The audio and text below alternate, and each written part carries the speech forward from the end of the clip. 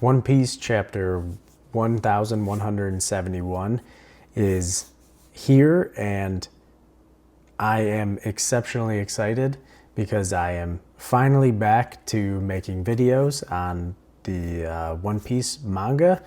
I've been on a bit of a hiatus just due to work and family life, but I am officially back, and it's a great chapter to come back to, especially because we come out of the flashback.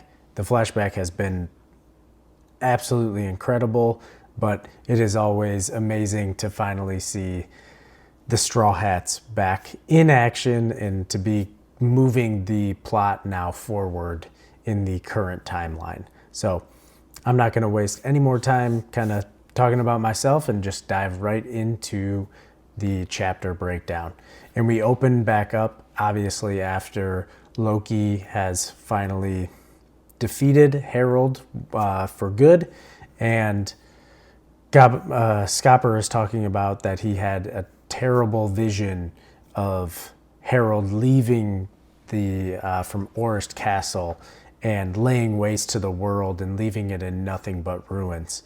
And that it's just hard to imagine the way he healed from the wounds, and that there was actually a means to stop him. Because as we know from the battle that they were having with him, even the usage of infusing attacks with Conqueror's Haki, which has seemed to work in other cases, was not enough to actually permanently put Harold down. I mean, that was the way that Roger and Garp were finally able to stop Rox. I mean, Rox, that was a Domi reversied and not a contract, a covenant, a depths covenant with Mu. So with Emu. So I mean, maybe there's a difference there when it comes to the Domi reversied people compared to the people who have actual covenants with Emu. Not exactly sure there, but clearly they didn't think there was a way to stop him. Because then Scopper asks Yarul, he's like, does the treasure of Elbaf really have such power? And even Yarul's like, not that I have heard. And I don't know if because Loki finishes Harold off using Ragnir. He uses the lightning strike, the Conqueror's Haki infused lightning strike with Ragnir. So, and that's what actually is able to completely stop Harold. And that Ragnir, the devil fruit, is the treasure of Elbaf. So I'm not sure how exactly the power of Ragnir coalesces with the power of the devil fruit, and maybe they synergize together. I don't know. Maybe there's a way that specific treasure, and what makes it so special is that maybe it can disrupt the covenant, the contract between the knight and with Emu, and basically sever it. I'm not exactly sure. My mind is kind of just totally running when it comes to Loki and Ragnir and the whole suite of abilities that apparently he has. But Yaril just talks about the fact that, like, to think if Loki wasn't there, like, it just gives him chills. Which obviously is true, because it's seemingly they wouldn't have been able to stop him, and that would have led to absolute devastation. And then we get to see Shanks here thinking back on the conversation once they left the Holy Land that he was actually able to have with Harold. And Harold saying that once he is in the God Knights, that the dawn will come to Elbaf. Obviously believing that will finally be the ushering in of Elbaf into the world government, and that will spark the new dawn of the people of Elbaf. And obviously he was sorely mistaken, which is just so sad. But then we get this, what you would think would be some sort of endearing little flashback of Shanks's father, and like, I mean, it's Garling, and here he is like smiling and like, speak your desire, whatever it is you want, you'll have it. Like, you've been so deprived, my poor son. So, and he's just talking about that the peons down below are not even real people, and to forget about what happened in the lower world. So he has this smiling face while saying just absolutely terrible things. It's just very, very weird to see Garling like so happy looking. I mean, he did get his son back, but obviously he doesn't deserve any happiness whatsoever. He is a despicable person. But kind of thinking back on those memories, all of a sudden Shanks like grabs his left arm, the arm that has the Shallows covenant on it, and Scopper is like, Shanks, stop it. Like, that's your bad habit again. Don't you dare regret your birth. So obviously this weighs heavily on Shanks's mental state, and the fact that, I mean, he grew up in the lower world, knew nothing of his heritage and how those people were, and he was able to actually, obviously, he can see the flaws, the massive flaws in their behavior and the way that they think of themselves truly as gods. And rightfully so, Shanks is just upset here because he's like, why did Harold have to die? Like, he was too pure-hearted. He didn't deserve that, which is absolutely true. All of the things Harold did was purely for the sake of his people and ushering in a new age for the Giants, and was up against just absolutely extreme odds, but he was able to still put one foot in front of the other, and even after rejection and loss and everything, he still moved forward and was always still trying to put his people's best interest at heart. And Scopper just tells Shanks, like, it's not your fault, like, and you know it, and you still have a role to play. I guarantee it. Everyone's life has meaning, but you have to keep a level head. And I mean, this is just great life advice in general about the fact that, like, everyone truly does have a role to play, and like, everyone's life has meaning, and you have to keep a level head. But then we cut to Loki sitting down crying and with Harold's corpse right there, and he just says, like, this is what he gets for loving his country. It's a cruel joke, which it truly is, because that love led to this absolutely abhorrent situation, which is not where love and good intentions are supposed to lead to. And then we cut to the Holy Land. So we're in Marijois here, and Emu is speaking and says that was an exceedingly rare ancient giant warrior, given even greater power and an immortal body. Like, he was nothing short of a monster, and thou sayest it was killed. You know, Emu pulling out the old English style here. But very good point. Harold had become something so unbelievably powerful, and Emu is wondering, like, by whom? What is in Elbaf? What could have possibly stopped that concoction that came together? And the Gorosei here are like, well, we'll get it investigated. Like, Harold's abyss, it still remains intact in Elbaf, so we'll obviously send someone to investigate. But Emu is just like, enough. It will only lead to the death of more knights. So just assuming whatever it was that was able to take out Harold, another knight you send, like Summers, for example, they're not as strong as Harold was, especially after the Depths Covenant and the immortal body. Like, there's no way. So they would just, if Harold lost, so would another knight. And Emu then makes a very interesting statement here and says, performing the covenant inflicts a cost upon Mu as well. And they're like huffing.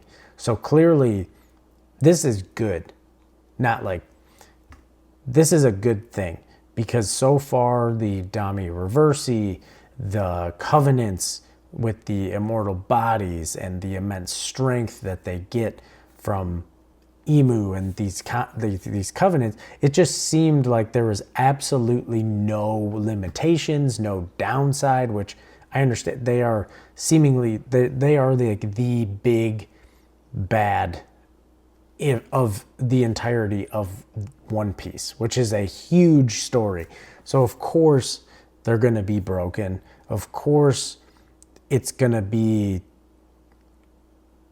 some just absurd powers. I mean, considering Luffy with his sun god abilities can basically kind of bend and warp reality. So it makes sense that Emu would have something also absurdly broken in their power set, but it is good to see that there is some sort of limitations that this is operating in that the covenant, it's like a two-way street.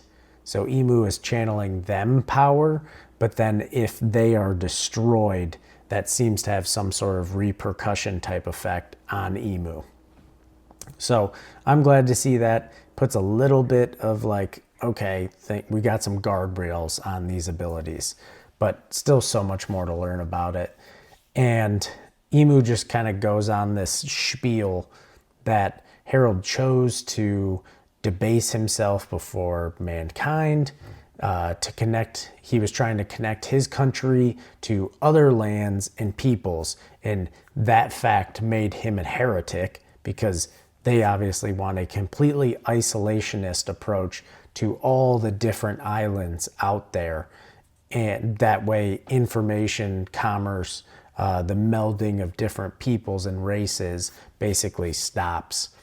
And he says, or Emu continues and says that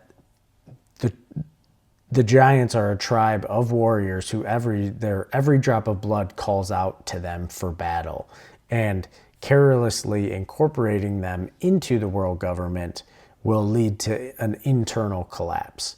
So, an ancient giant king of Elbaf who agrees to the covenant is a gift to Mu that the likes which will never be seen again, which is absolutely true. And that he was a king that Elbaf never should have had, and see what came of it. History does not lie. Our kinds are incompatible. Never forget that Elbaf is D. Which, this is like what One Piece always does. Always does. You get more exposition, more dialogue that kind of seems to be giving you more answers, but then with that little bit of additional information that should help kind of like close the circle, I just end up having 15 more additional questions. So, and this happens every single time. So right here, it's like, okay, so Elbaf is D. And specifically here, it refers to Elbaf as a whole is D. When we've only seen individuals, it's just, I'm getting to the point where I'm like, okay, we've talked about D so much, but yet still have so kind of little actual tangible information that we can like sink our teeth into. I know there's some like great theories out there. I don't really dive too deep into those, but it's just very interesting because we haven't seen any giants with the actual D in their name. So curious to see like when we will. I mean, Loki seems like a perfect candidate to me, but then again, who knows? But we cut then to Elbaf, and that there are now everyone after this battle is kind of like huddled up and conversing, and the fact that the news will lead to great unrest in the kingdom, obviously, because Harold was greatly beloved by the people of Elbaf. And Loki just says that he's going out to sea and he'll take the surviving guards with him. So all of Harold's guards that actually did survive. And Jarl asks him, well, like, what of Harold's wishes? Tell the people of Elbaf exactly what happened here. Harold wanted Loki to basically reveal the truth about what happened to Harold at the end, positioning Loki as the hero, basically, that stopped the, king that had fallen from grace, and then can usher in a new age for Elbaf as well. And Loki here is just like, I can't tell them. Listen closely. Don't speak a word of what happened here to anyone. So he is like, nope, we are not going to do that. We're not going to tarnish what my father stood for, basically. And even though the implications here, because Jarl says, like, do you understand who they are going to blame for this? Obviously him. He is the accursed prince. He is the scourge of Elbaf, and all disasters that befall it obviously fall back to Loki all the time. That's like literally his entire life in a nutshell. And here Loki is like, well, how's that exactly? How is that different than usual? That's been my whole life. And he also makes a great point of like, do you really see a future where like I become king and I just carry on the ideas of my father? Like, Loki is not that type of person. Like, Harold became that type of sovereign that cared for his people, and Loki also does, but he's not Harold. He's not the same. And he says that there are other ways that he can live up to Harold, and that he'll take his powers that he has obtained and go avenge my dad and his soldiers. So he's planning on going out to sea and going to take on the government after what just happened. And even Jarl here is like, you're talking nonsense. The world government's such a colossal organization that it's far beyond anything you can even imagine. And then we just get both Shanks and Skapar here just like thinking. And this is what's really interesting, because then we see a little snippet here of like a disaster, terrible misfortune, Orist Castle has been attacked. And so obviously it's like the people figuring out not what happened, but the result. And that's obviously Harold's death and the kind of destruction of Orist Castle. But this is the part to me that's super interesting, because Skapar and Shanks don't say anything here, and we know that Loki was actually captured out at sea. But Shanks actually helped capture him. But Shanks is aware of what actually occurred here. And so I'm just like really curious as to why Shanks helped recapture Loki. My thought here is Shanks maybe could, whereas all the giants were hunting Loki down because they obviously believe that he committed patricide, killing of his own father, and on top of it, their king. So it's like a double whammy. But Shanks knows the truth, and he knows that Harold most likely would not want Loki adventuring out on a warpath on his behalf. That's the whole thing. Harold hated that reputation that the giants had throughout the world of being these war-hungry, conquering destroyers.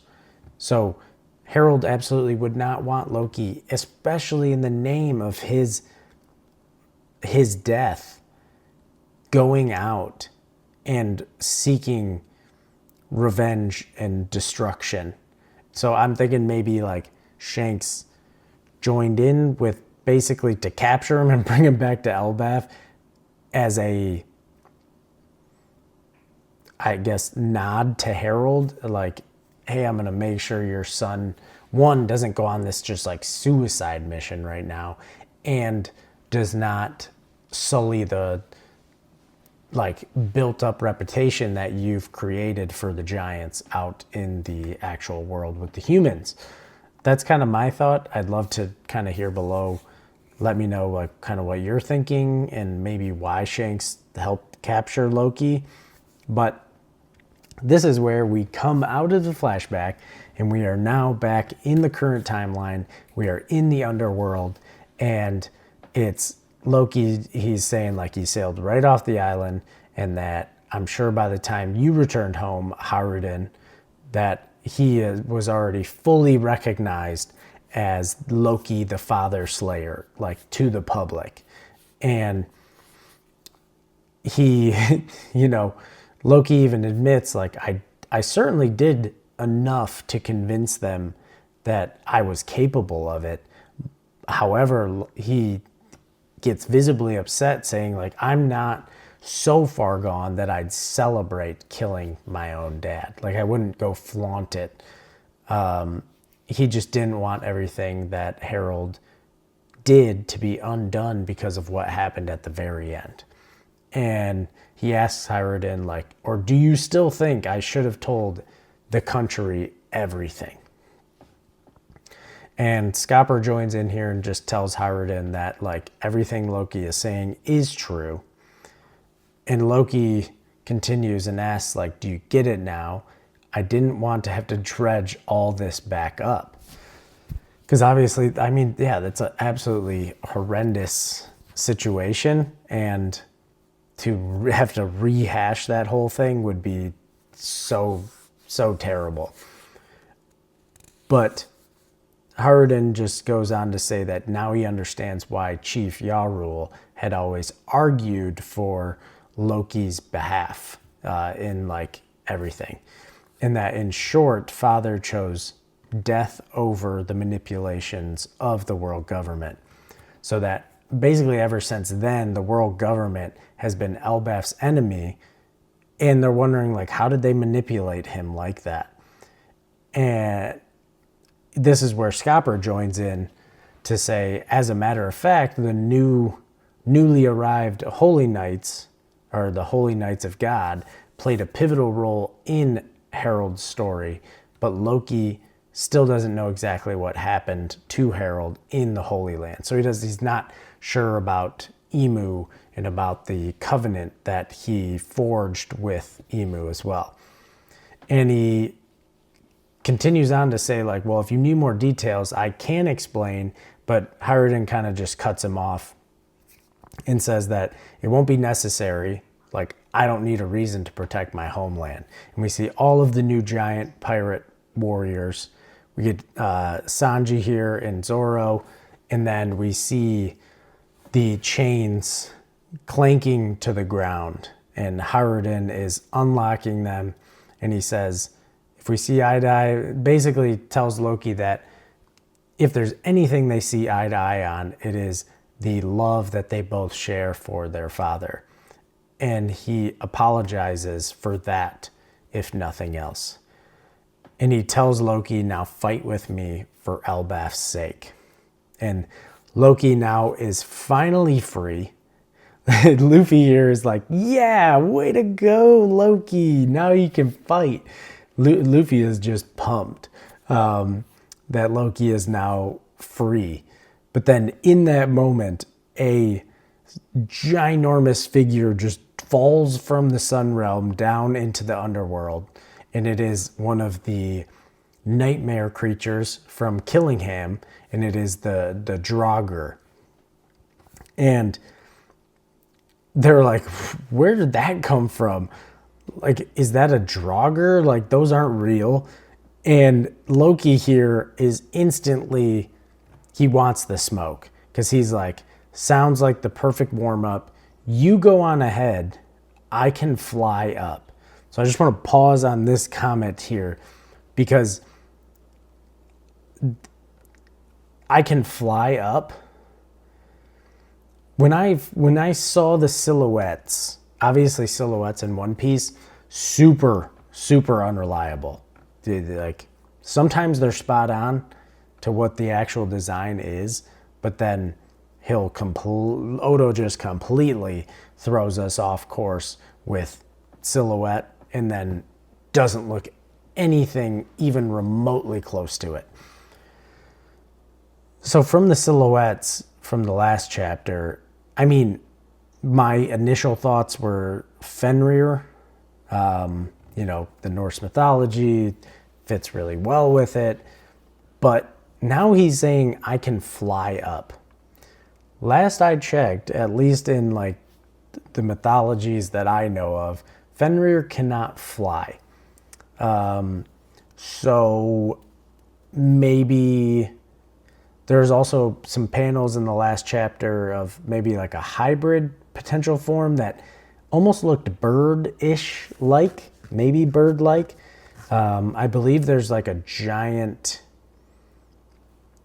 I think there's like a giant sort of eagle bird type thing in Norse mythology that like maybe protects the upper levels of the Yggdrasil world tree.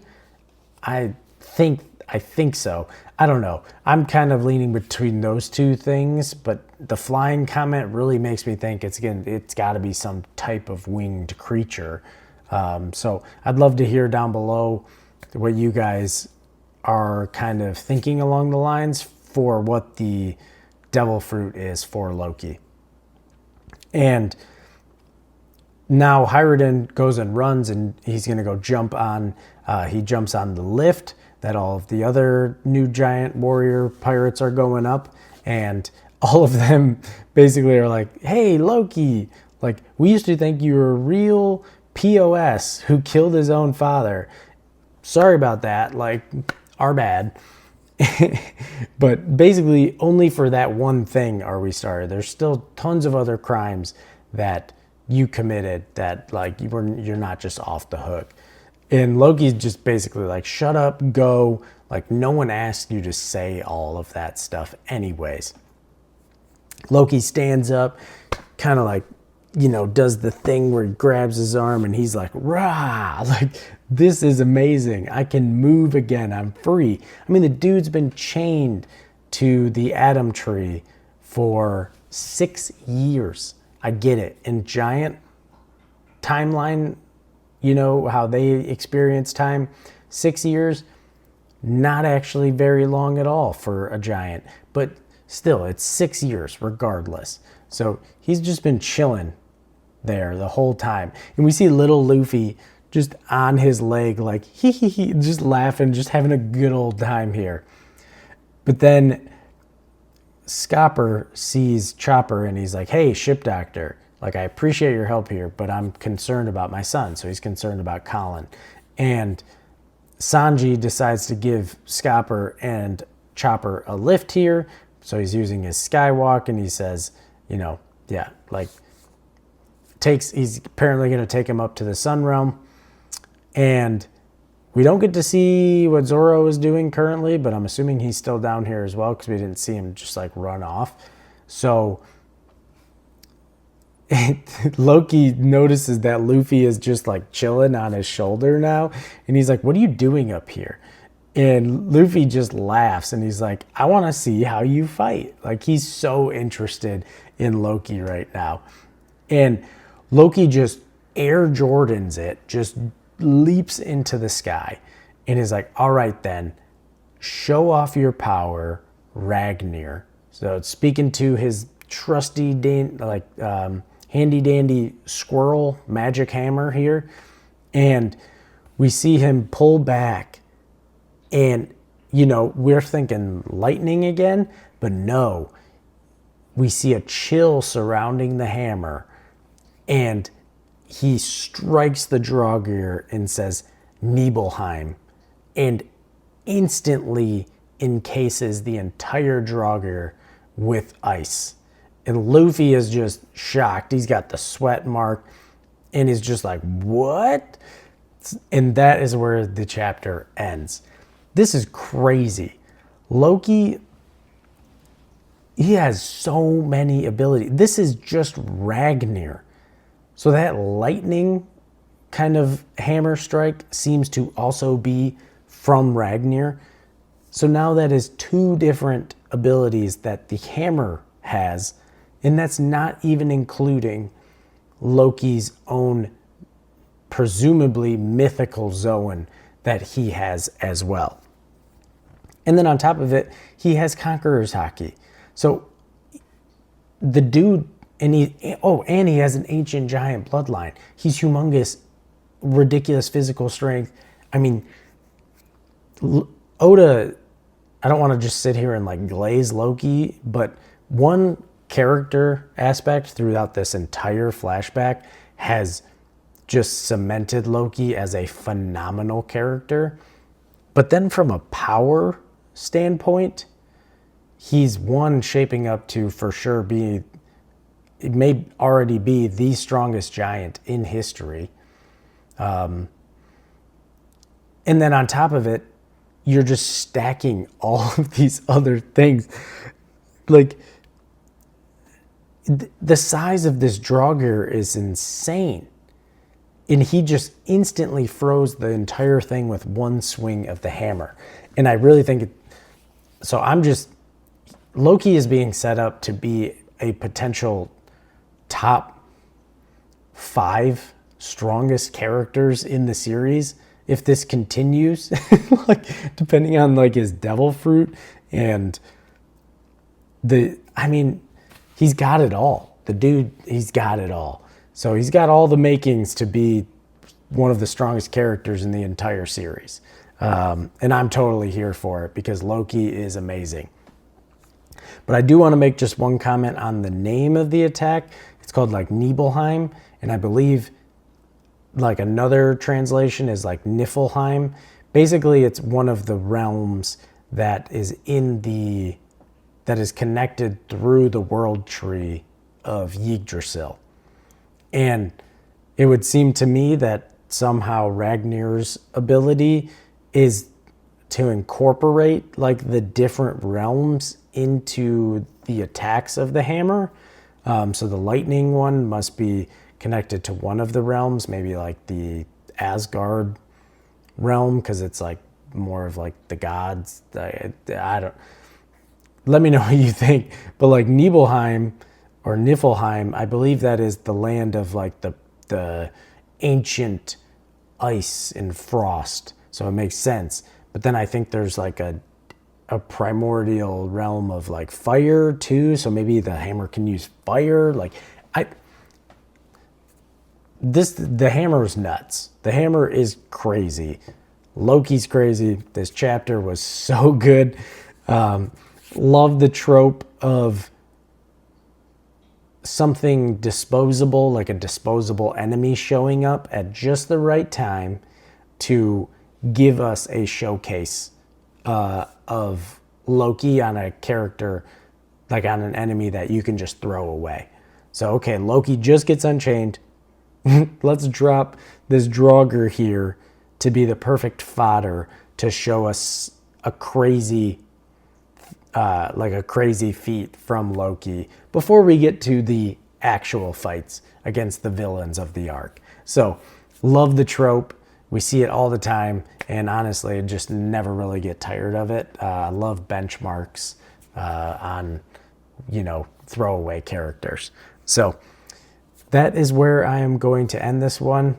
If you are interested in kind of slower, more analytical discussions on One Piece or a few other shonens, that's what my channel is all about. So if you've made it this far, I appreciate you greatly, and I will catch you guys in the next video. Peace.